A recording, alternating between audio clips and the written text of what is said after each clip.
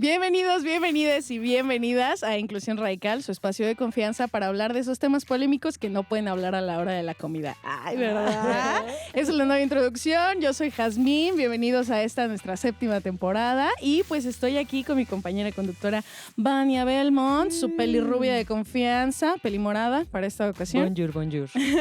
Y pues bueno, como invitada tenemos a Ale Ordóñez, directora del EDESER ACE. Bienvenida. Hola, Jaz, ¿cómo estás? Muchas gracias por la invitación. Hola, Vania. Hola. Ay, pues, gracias. Nos encanta tenerte aquí. Me parece que vamos a tratar un tema que a mí me parece pues polémico, complicado, más que nada vigente. Y pues para empezar, me gustaría que empezáramos con las etiquetas, porque pues para nombrar correctamente y articularlo, ahí resolver la dudilla en casa, obviamente ya vieron el título. Y pues pensemos en qué es esto que conocemos popularmente como vientres subrogados, vientres de alquiler, gestación subrogada, reproducción asistida. Tenemos todas estas etiquetas y pues despierta algo en el imaginario que pues ya, ¿no? Lo tenemos aquí, pero no sabemos cómo nombrarlo. ¿Cuál sería la terminología correcta? Gracias. Pues fíjense que la forma correcta de nombrarlo sería gestación sustituta, porque se está llevando a término un embarazo en favor de alguien más, ¿no? Que serían en este proceso los ascendientes o las ascendientes o el o la ascendiente intencional, ¿no? Okay. Pensando en binario.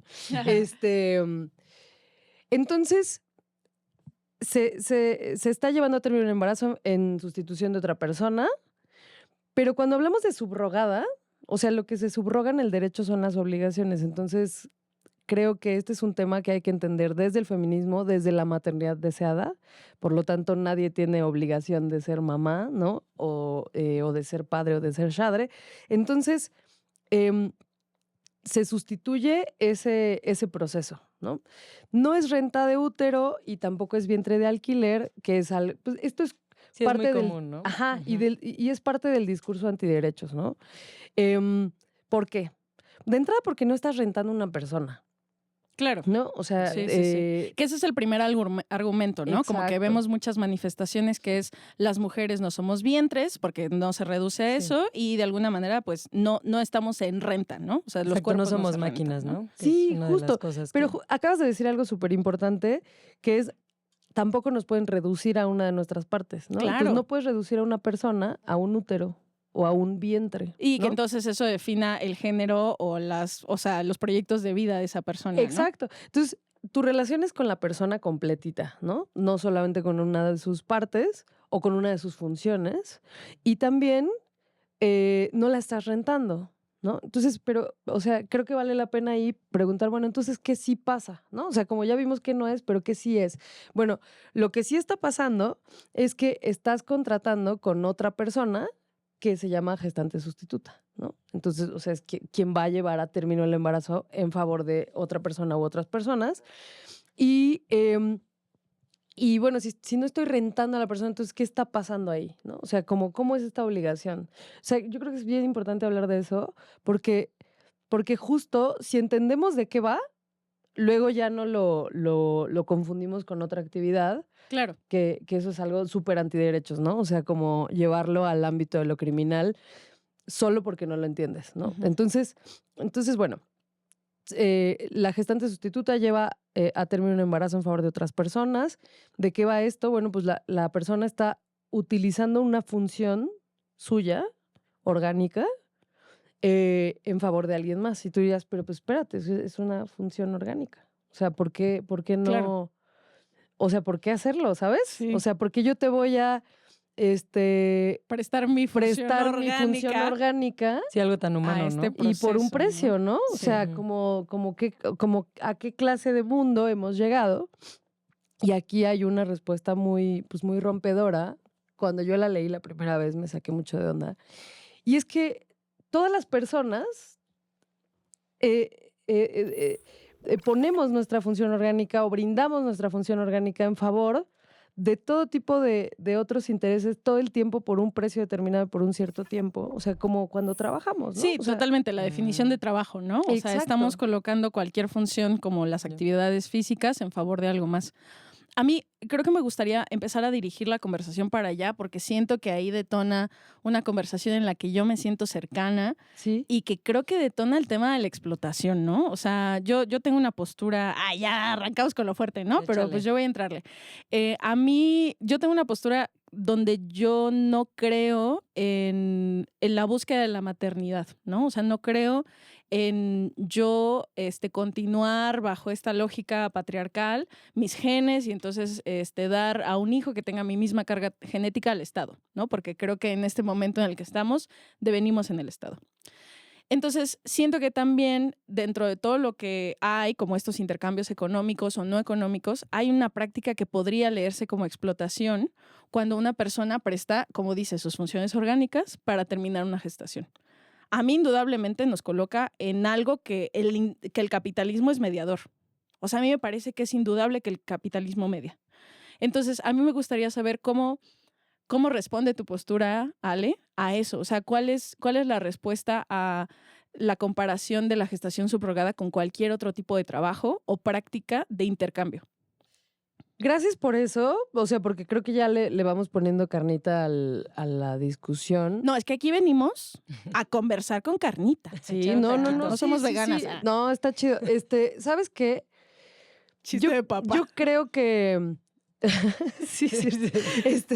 Yo creo que si entendemos la gesta como un trabajo, o sea, creo que es una discusión compleja, ¿no? Entenderla como un trabajo. Porque un trabajo es algo que puedes hacer de forma repetida, esto no se puede hacer como, ¿sabes?, indefinidamente. Hay discusiones sobre la legislación que dicen, bueno, que se ponga un límite, ¿sabes? No le puedes hacer más de 3 veces, no la puedes hacer más de 4 veces, ¿no? O sea, creo que tendría sentido que tenga un límite o que al menos se discuta el límite.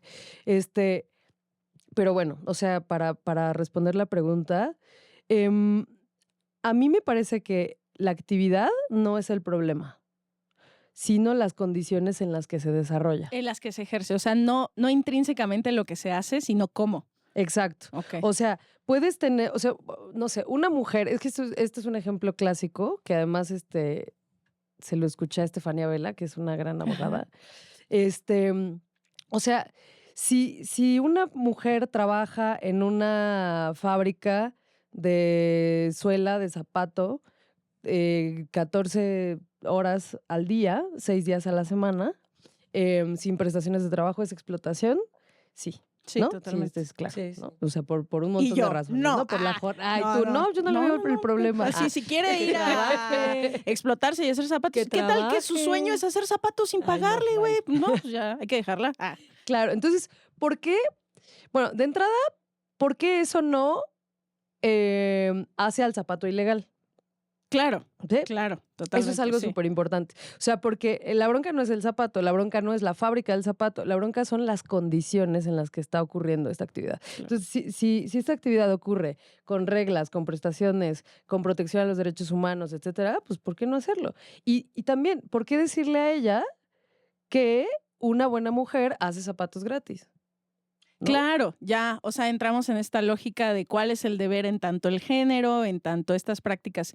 Que siento que esto sucedió en otro episodio y ya hablamos un poco acerca de que parece que intrínsecamente nosotras ya tenemos un vínculo maternal indudablemente con las infancias y que parece que nuestra misión de vida es eventualmente tener un bebé, ¿no? Entonces siento que eso entra en la conversación, pero ¿sí se desprende del todo eso? O sea, yo he leído muchos testimonios acerca de las personas que se involucran en la gestación subrogada y que si hay un proceso, o sea, digo, entiendo la comparación de los zapatos, pero pues estamos hablando también de lo que pasa después del parto, ¿no? Por ejemplo, o sea, ¿cuáles son esas implicaciones emocionales en el proceso de la gestación, ¿no? Porque pues el apego que yo podría generar en un espacio de explotación al producto que se genera, a mí lo que me conflictúa mucho es que parece que las infancias se vuelven un producto. No solo las mujeres que participan en el proceso de gestación. O sea, ¿qué pasa con esa infancia? Y digo, a ver, a mí señálenme, o sea, igual estoy diciendo una cosa que dentro de 4 años me voy a arrepentir, pero ahora es mi postura. Claro, sí. O sea, me hace reflexionar en eso. Yo creo que a mí me parece un tema muy interesante porque además pone el punto sobre las IES, sobre quién realmente quiere hacer qué y por qué, ¿no? O sea, hablar con las familias, por ejemplo, hablar con los padres o madres de intención, es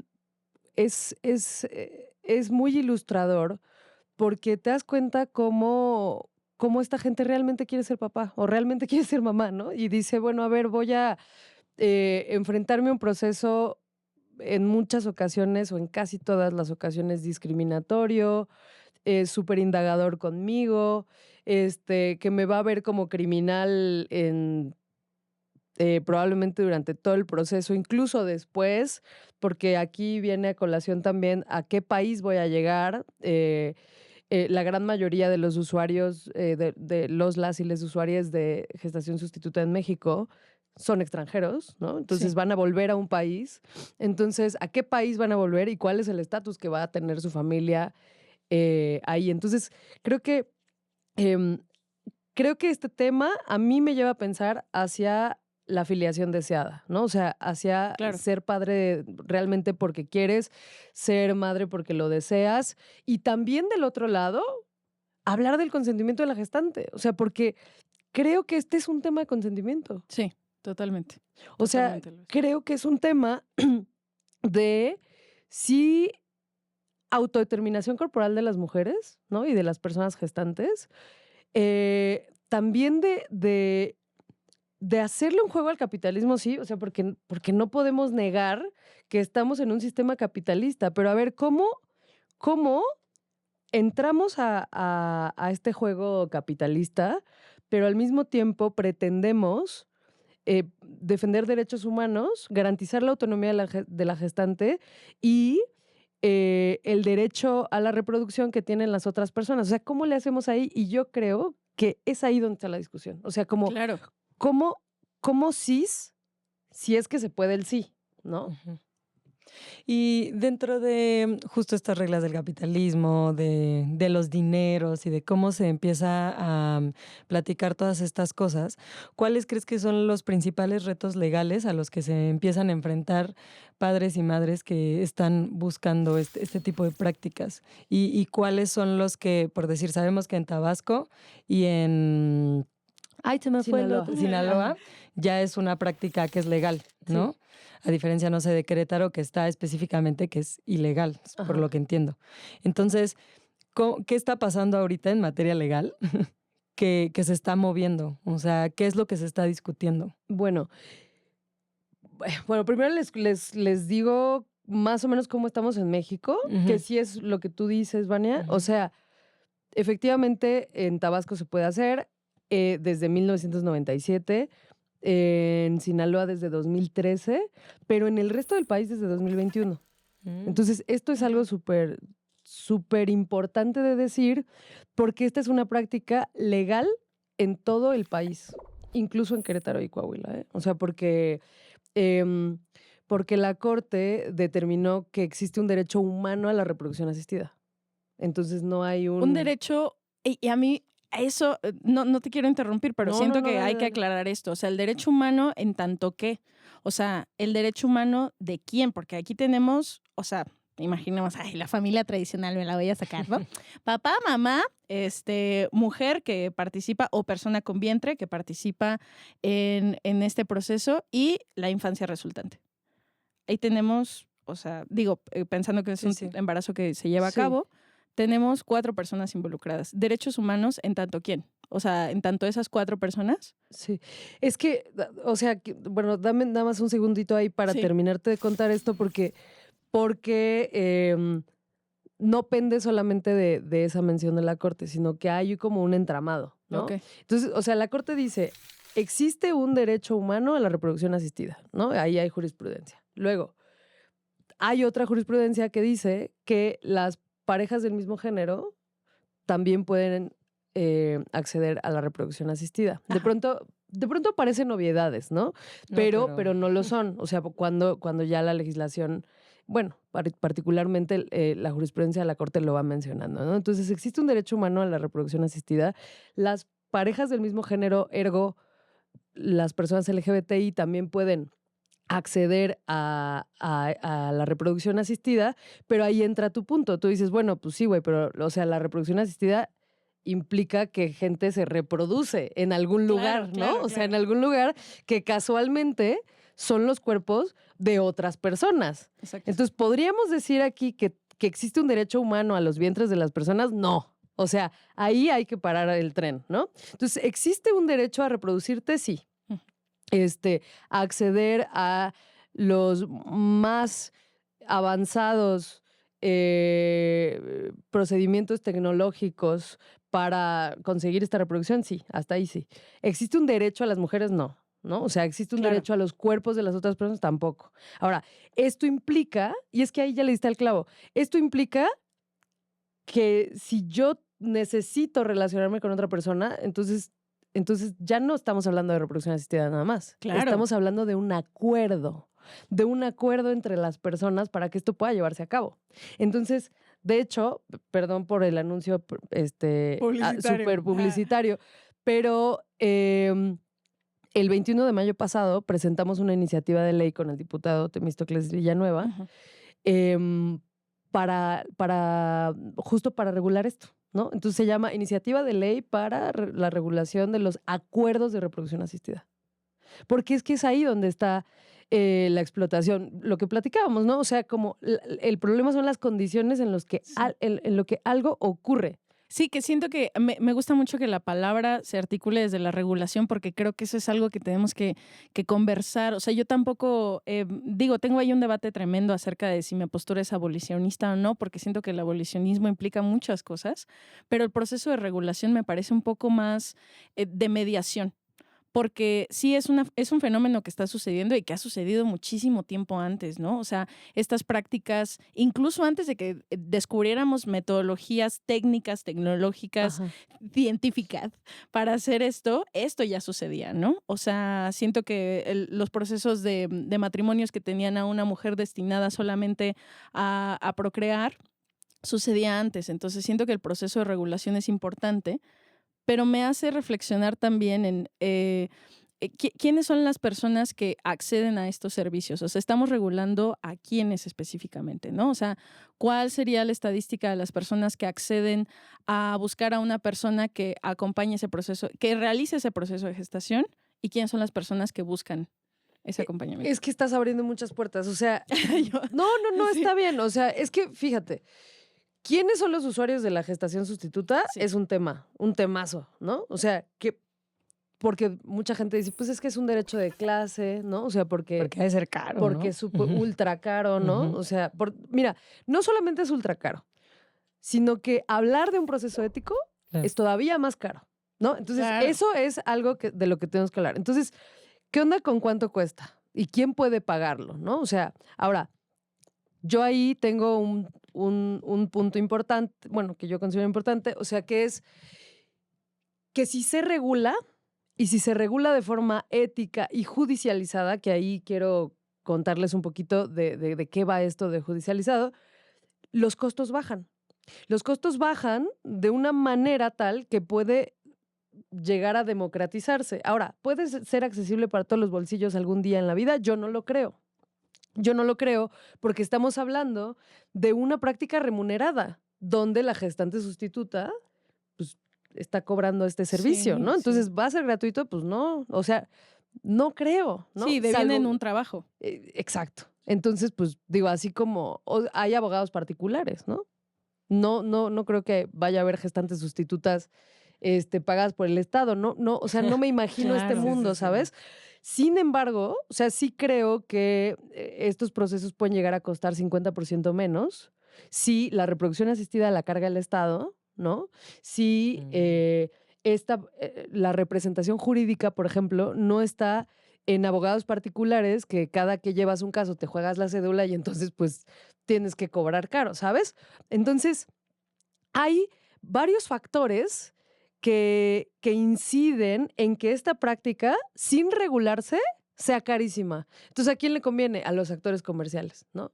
Pero si tú regulas esto y pones los puntos sobre las IES, además van a bajar los costos de manera tal que más personas van a poder acceder a esto en un entorno de derechos humanos, con protecciones para las gestantes, con reglas claras, que ya hablaremos también de esto. Yo ahí quisiera preguntarte cuál es la diferencia justo entre esta gestación comercial y la altruista, ¿no? Ajá. O sea, ¿qué pasa?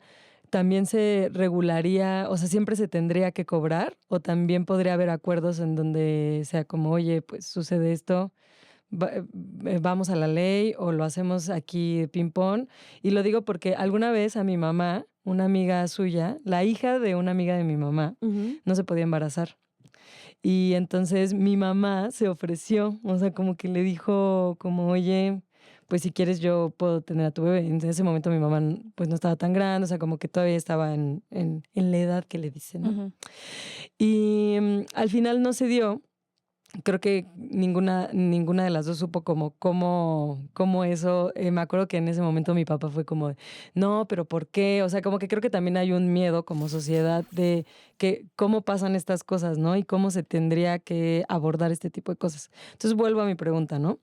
¿Cuál es la diferencia entre la comercialización y lo altruista, que lo podemos llamar de esa manera? O sea, ¿cómo se ve desde esta postura? Pues mira, este es un temazo también porque la única diferencia entre lo comercial y lo altruista es que la gestante no cobre. A mí no me parece justo, ¿sabes? O sea, de pronto hay una discusión, y bueno, y aquí la gente en España no va a estar de acuerdo conmigo, pero hay una Ay, ojalá discusión nos en estén viendo España. en otros países. Sí. Hola. No, seguro que sí, ¿eh? Seguro que sí, hola. Y bueno, no van a estar de acuerdo conmigo en España, pero la banda en España dice, es que esto debería ser altruista, para no Claro. permitir que haya un insano comercio al respecto. No, a ver, espérate, Sí, güey. porque ya No, sí metiste el cochino dinero. no, claro, va. O sea, aquí no metan su cochino dinero. Pero los abogados cobran. Claro. Los hospitales cobran. Sí. Las clínicas de reproducción asistida cobran. Y lo que hace altruista un proceso es que la gestante no cobre. No, pues chingas, perdón, Sí, pero, o sea, jódanse todos. Entonces, hablaríamos de un proceso altruista donde nadie cobre, ¿sabes? Eso sería altruista. Pero el mundo no está funcionando así. Entonces, a mí me parece muy cabrón decirle a una mujer, güey, sé buena hermana y embarázate por mí. Claro, sé ¿No? buena amiga. Exacto. O sea, claro, porque, la porque típica. entonces apela a una falsa sororidad a mi consideración. Sí, un falso sentido de comunidad. A mí también me hace sentido porque nos coloca en este lugar del típico estereotipo que ya tenemos de, o sea, de la comunidad LGBT, ¿no? De los dos hombres gays que dicen como, oye, pues mi amiga la lesbiana, ayúdanos. Exacto. Y entonces tú dices como, sí, Exacto. no, por algo pusieron a las lesbianas al inicio del LGBT, yo me sacrifico. Y siento que también, hablábamos también esto en el episodio. Es que siento que sí apela a un sacrificio. Totalmente. Eso es lo que a mí me genera mucho conflicto. Y a mí eso es lo que a veces me orienta un poco más hacia una postura abolicionista. Exacto. Y perdón que insista con el tema, pero ¿sabes qué? O sea, algo que a mí me genera mucho escozor es que el discurso del altruismo casi siempre lo tienen los países consumidores. Claro. ¿No? O sea, son los que aportan a las familias que van y gastan en otros países. Sí. ¿No? Pero pregúntale a Tailandia, pregúntale a México, pregúntale a Guatemala, Argentina, a Ucrania, a Grecia, si consideran que la gesta debería ser altruista, ¿no? A mí... O sea, como, no, espérate. No, o sea, totalmente. Porque...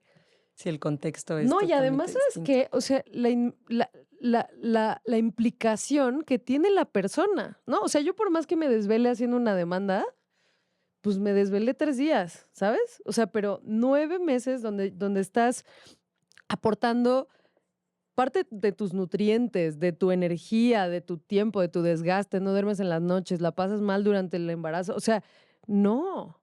O sea, por eso decía como hablar de un proceso legal, sí. Hablar de una prestación de servicios, sí. Hablar de trabajo en específico me genera a mí un poco de conflicto. Yo ahí justo todavía no construyo una postura como muy particular, ¿no? Sí. O sea, como ya rígida. Bueno, ser rígido nunca funciona, ¿no? Pero, pero bueno, ya me callo. No, Es no, que- no, no, pues no, está yo bien. no, es que justo, si no ay, me voy es a que- seguir. No, me voy a totalmente. seguir, me voy a Mira, seguir. yo creo que eso es lo que detona. A mí lo que me pone mucho en mi cabeza y que siento que la gente tiene mucho más en el imaginario de la gestación subrogada. Yo, por ejemplo, no tengo una experiencia cercana, pero mi único acercamiento son las Kardashians y Priyanka Chopra. Y, o sea, piensen un poco en eso, Claro. que lo que hemos visto es una performatividad tremenda en redes, que imita mucho a esta novela del cuento de la criada, que también es una serie. Y detona esto que, por ejemplo, Khloe Kardashian decide que no se va a embarazar por X o Y razón, no lo hace público, pero decide tener una gestación sustituta, ¿no? Y en ese proceso, la mujer que acompaña ese proceso que gesta la infancia, da a luz y después Khloe Kardashian toma la decisión de irse a una cama de hospital y tomarse una foto con el bebé recién nacido, como si hubiera parido ella. Ahí hay un acto de performatividad que obviamente las Kardashians nunca Bueno. van a ser nuestro ejemplo de ética, amigas. O sea, yo no estoy diciendo que lo sean, pero sí nos están colocando en cómo se representan Sí, total. estas formas de apropiación. Se siente impostado. O sea, hay algo en esa fotografía performativamente, yo hablando desde ese lugar, que se siente impostado y que nos hace cuestionarnos el capital económico de las Kardashians y el anonimato de las mujeres que participan siendo los agentes de gestación sustituta para las celebridades. Puede ser una... Digo, yo no he Sí, visto esa no, imagen, totalmente, o sí. sea, no he visto esa imagen, pero en defensa de las Kardashian. Esa es mi no, nueva frase favorita. En defensa de en las defensa de Kardashians. esta morra, no, o sea, yo nunca he visto la imagen y no conocía el caso hasta ahorita, pero sí hay que decir que la gran mayoría de los ascendientes intencionales intentan estar en el momento del nacimiento. Entonces, o sea, that's why podría, o sea, esa es la razón por la que ella podría tener una bata de hospital y estar en un hospital con una recién nacida en los brazos. O sea, porque suele ser un acuerdo entre los ascendientes intencionales y la gestante. Y si la gestante dice, no, yo la neta, yo quiero a mi marido ahí y a nadie más, o a mi hermano, o estar yo sola, chido, ¿no? Pero en ocasiones sí pasa. Entonces, esa podría ser una En razón. defensa de las Kardashians. Sí, totalmente. Digo, no lo sé, pues, o sea, pero eso sí pasa, ¿no? O sea, y también veo ahí algo performativo porque no me parece que esa imagen haya sido accidental, ¿no? No, para nada, todo está pero- planeado. Y es subjetiva, o sea, yo siento que tiene muchísimas lecturas, todo es polisémico, ¿no? Exacto, pero Sí. no me parece injustificable, pues, ¿no? Así No. como performance, siento que no necesariamente. A mí sí me pareció así Está violentísima. fuerte, No, digo, está o sea, estaba que no es así lo lista. mismo que ella esté así en la cama y así. ¿o No, cómo totalmente, estaba? sí, o sea, es una imagen donde ella está en una cama de hospital y carga al bebé, que digo, remitiendo la cosa del cuento de la criada, que lo que sucede en esta novela es que Bueno, sí. las mujeres fingen Sí, el sí. parto a la par de que las criadas dan a luz, ¿no? O sea, y entonces hay un proceso de desprendimiento. Yo, por ejemplo, no creo en el instinto maternal. Ajá. Yo no creo que naturalmente nosotras ya tengamos un vínculo muy sólido con el bebé. Yo creo que ese es un invento y son cosas que suceden, hay cosas que se construyen, no hay una regla. Sí, sucede o no, ¿no? Sí, Ujú. pero también pienso que esos vínculos sí llegan a existir, ¿no? Sí. Entonces, yo lo que pondría sobre la mesa también es qué tanto estamos, o sea, cuál es la opinión y tú que estás muy involucrada en el proceso legal y las respuestas que han sucedido de las personas que han participado en este proceso como agentes vivos de la gestación sustituta. Sí, justo, mira, primero les quiero decir algo rapidísimo. ¿Cómo llegué yo aquí? ¡Ay, ¿no? no! O sea, es que eso porque así yo no deberíamos de dije, empezar. ¿no? Así. Sí, cierto. Yo soy abogada y dirijo una organización de la sociedad civil sin fines de lucro, o sea, una ONG para la banda que está más relacionada con el tema, donde defendemos derechos humanos de personas LGBT y mujeres, ¿no? Y personas con VIH. Entonces, llega un día en el que estos dos mundos se juntan cuando una pareja de papás, dos chavos españoles, están buscando adoptar, o sea, para quien no esté viendo, lo estoy diciendo entre Con comillas, aéreas. adoptar a su a sus hijos, ¿no? Y yo dije, chinga, ¿cómo está eso? ¿No? Entonces, a mí me habló el abogado, ¿no? De Cancún y me dijo, oye, fíjate que tengo un caso, son 2 papás, y uno está buscando adoptar pues, a los hijos. Y dije, chinga, pues, ¿cómo? O sea, si son sus hijos, ¿cómo que los va a adoptar? Esto como que no suena. Y dije, ¿pero de dónde sacaron estos niños, no? ¿Y dónde está la mamá? No, es que no tienen mamá. ¿Cómo que no tienen mamá? Pues todo el mundo tiene una Sí. mamá, ¿no? Son producto del Espíritu Santo, hija. Ajá. Me gustaría que lo entendieras. No tienen mamá. Yo dije, pues, ¿cómo no van a tener mamá? Pues, ¿cómo está eso, no?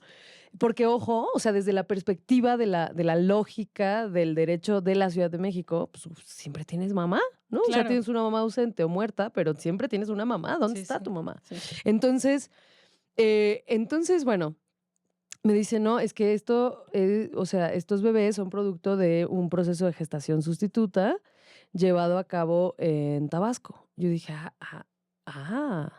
claro, Oh. nunca me había tocado un caso así.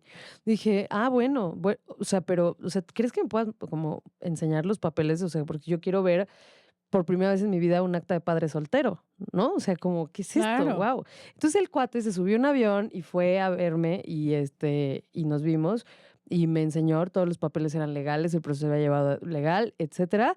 Y entonces tuvimos el primer caso de reconocimiento de hijos para unos papás gays. Reconocimiento de hijos es un proceso que llevamos mucho con madres lesbianas, pero nunca con papás gays. Entonces aquí se unen estos 2 mundos y yo dije, ok, esto es la gesta y tal. Entonces, imagínate, pudimos hacer este caso y entonces me empezaron a buscar muchas familias de gesta como para hacer un procedimiento así. Entonces, de ahí yo no tenía una postura, yo estaba exactamente igual, o sea, de que es que esto es demasiada información, esto es bueno, esto es malo, ¿qué es esto? Y me puse a entrevistar gestantes y me puse a entrevistar familias y, bueno, no solamente yo, mi equipo también, o sea, como, oiga, y sí le gustó el proceso y le pareció legal y le pareció caro y le pareció barato. Y, o sea, y si tú volvieras a ser gestante, ¿qué cambiarías? ¿O volverías a ser gestante de entrada, no? O sea, porque alguien que la pasó extraordinariamente mal, pues dice, no, o sea, pero debut y despedida, ¿no? O sea, yo quiero esto, pasar la vuelta y ya, ¿no? Entonces, lo que empezamos a hacer fue a recoger experiencias, investigamos 2 años, no solamente cómo estaba la cosa aquí en México, sino cómo estaba en el mundo, dónde era legal, dónde no, recoger buenas y malas prácticas, y entonces propusimos una legislación en la Ciudad de México. Claro. Y esta es la segunda vez que la presentamos, ¿no? O sea, el primero lo hicimos con el gobierno de Mancera, ahora lo hicimos con el gobierno de Claudia Sheinbaum, bueno, estando ya Martí Batres en el Congreso de la Ciudad de México, intentando recoger esas experiencias de las gestantes, intentando recoger también lo que la gente vive con una perspectiva de derechos humanos. O sea, porque la bronca con este tema es que quienes están allá afuera poniendo las reglas, poniendo los precios y determinando cómo pasan son las agencias de gestación sustituta, que son empresas contratistas. O sea, Agentes privados que se benefician de todo este sistema. claro, exacto. O sea, abogados, notarias, clínicas de reproducción asistida, agencias de gestación sustituta, pero nunca las familias, pero nunca las gestantes. Sí, lo que podrían ser nuestros 4 agentes principales. Exacto. Están alienados. Esa es la onda. O sea, poner en el centro a las y les usuarias y decir, ¿qué estás viviendo? O sea, ¿qué te preocupa? Porque hay que recoger las preocupaciones de la gente. O sea, las familias intencionales dicen, güey, ¿qué tal que yo llego a México y la gestante no me quiere al bebé? Sí. Y me dice, dame 200,000 más. La gestante dice, ¿qué tal que estos 2 cabrones Se arrepienten. perdón, no sé si puedo decir groserías, se arrepienten, se mueren, se divorcian o no vienen por los bebés? O sea, ¿qué puedo hacer yo? Entonces es ahí donde el acuerdo cobra muchísima relevancia y no sé si todavía tengamos tiempo, pero quiero decir algunas cosas más. O sea, es que es el acuerdo y es el proceso. Y les juro que en el proceso está la enorme diferencia entre la explotación y un proceso llevado éticamente. O sea, no es accidental que en Estados Unidos es legal desde los 90s y no es un problema, ¿eh? No es un problema. No, ¿cuál? Desde los 90s, desde los 80s. Y no es un conflicto. En Reino Unido no es un problema. ¿Y En por Canadá qué no crees es un que no sean problema, problemas? porque son procesos judicializados. Sí, que ya llevan muchísimo tiempo también, ¿no? No, pero es que, ¿sabes qué pasa? O sea, que en México, o sea, en Tabasco, en Sinaloa, en Ucrania, en Grecia, ¿qué es lo que tienes que hacer? Firmas un contrato, ¿no? Entre gestante y los intencionales, buscas el embarazo y una vez que llega el nacimiento, buscas un acta de nacimiento y ya. A esos procesos se les llaman administrativos. ¿Por qué? Porque es un trámite. Ahora, cuando se trata de procesos judicializados, es no, mi reina. O sea, tienes que ir primero con un juez de familia para que revise el contrato. Entonces tú llegas con el juez y le dices, oiga, mire, esto es lo que queremos hacer, ¿voy bien o me regreso? Pero no vas a buscar el embarazo hasta que el juez te diga que sí, tu contrato está chido, que no es un contrato abusivo, que no es un machote así como los de arrendamiento de la Ciudad de México, ¿no? Claro, O sea, que defienda a las partes involucradas, ¿no? exacto. Entonces, el juez tiene la obligación de verificar que las partes están en equilibrio, que el proceso es protector, que es garante, ¿no? O sea, que ella tiene toda la información, que no está siendo presionada, que no fue engañada, que no está aceptando menos de lo que debería, bueno, de lo que podría, ¿no? O sea, que no solamente se trata de un pago, sino que hay compensaciones e indemnizaciones. Por ejemplo, ropa de maternidad, traslados, Todo lo que implica embarazo de ese alto riesgo, proceso claro, del o embarazo. un daño posterior, que hay seguimiento nutricional, psicológico, seguro de gastos médicos, seguro de vida, tutores para el caso de No, fallecimiento y que incapacidad. indudablemente eso es lo que vuelve el proceso carísimo. Exacto. Pero también eso, a mí eso es lo que Pero- me revuelve, ¿no? Pero fíjate una cosa, hacerlo ético no es tan caro como parece. O sea, Ok. realmente, es que insisto, ¿qué pasa? Que cuando no hay regulación, efectivamente la gente se va jugando la cédula en cada caso, ¿no? O sea, porque algo puede salir mal y entonces, ¿no? Entonces, si el Estado hace su chamba, que la chamba del Estado no es ir señalando a la gente de, ay, tú mal, tú 5 años de cárcel, tú no sé qué. No, o sea, para es nada. como, lo que tiene que hacer el Estado es prevenir la incidencia de delitos, prevenir la violencia. ¿Cómo se previene la violencia? Pues garantizando que las condiciones en las que se va a llevar a cabo una actividad en el futuro son las adecuadas. Entonces, a eso se le llama entorno habilitante. O sea, ¿cuál es el papel del Estado aquí? No es promover. No. Es garantizar que esto se va a llevar a cabo en condiciones adecuadas. ¿Como cuáles? Como el stage que existe en un juicio. Pues hay una autoridad a la que le vas proponiendo, la autoridad te va diciendo que sí o que no, que te regreses, te previene, te pide, esta cláusula no, esta me la quitas, ¿no? O sea, cosas así. Y hay un momento de una audiencia. Entonces, si tú tienes un juez que habla con la persona y le dice, usted es, no sé, Marian Sánchez. Sí soy yo. Ok, ¿usted tuvo la información? Sí. ¿Participó en la elaboración del contrato? Sí. ¿Ha tenido seguimiento psicológico, nutricional, así como dice? ¿Identifica usted su firma es esta? Sí. Bueno, ok, perfecto. Seguimos, ¿no? O sea, y si el juez o la juez dice, no, espérate, no está haciendo la información suficiente o lo suficientemente clara, pues puede indagar mucho más porque para eso es juez. Ale, yo siento que esto detona, a mí me detona, en primero, una reflexión de todo lo que implica este proceso de regulación, que para nada está mediado por una cosa sencilla o poco articulada como teníamos idea, ¿no? Yo sí sigo cuestionándome y siento que eso lo dejamos también para que lo dejen en los comentarios, que nos puedan decir cuál es la postura que estamos construyendo alrededor de esto, porque a mí me quedan muchas dudas, me quedan dudas de qué sucede con las infancias, cuál es el futuro de este proceso, y pues se nos está acabando el tiempo, entonces me gustaría que para proponer nuestra siguiente parte, que nos digas dónde podemos encontrar más información al respecto si queremos informarnos y cómo estamos pues actualmente en este tema en México.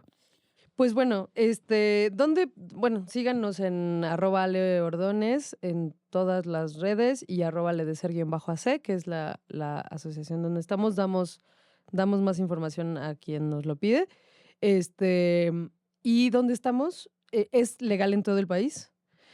Algo legal no necesariamente es seguro, ¿no? Entonces, para que sea seguro, vale la pena que discutamos cómo hacerlo mejor. La postura que yo tengo y la postura de ser es de tener procesos judicializados, como los de Países Bajos, como los de Estados Unidos, etcétera, y no administrativos, como está Tabasco, como está Sinaloa, como está Grecia, Ucrania y todos estos países que ya lo tienen legislado. Creo que hay mucho que hablar del tema, pero lo que se celebra es que se abran estos espacios porque si nos quedamos con una postura de no, esto se tiene que prohibir, morras, esto no se va a prohibir. Esto no se va a prohibir y lo único que estamos permitiendo es que las mujeres y las personas gestantes se sigan exponiendo a procesos clandestinos sin medidas de seguridad, sin saber a dónde acudir cuando esto se complica. Entonces, si la reproducción asistida no va sino a incrementarse en su uso, tenemos que hablar de esto.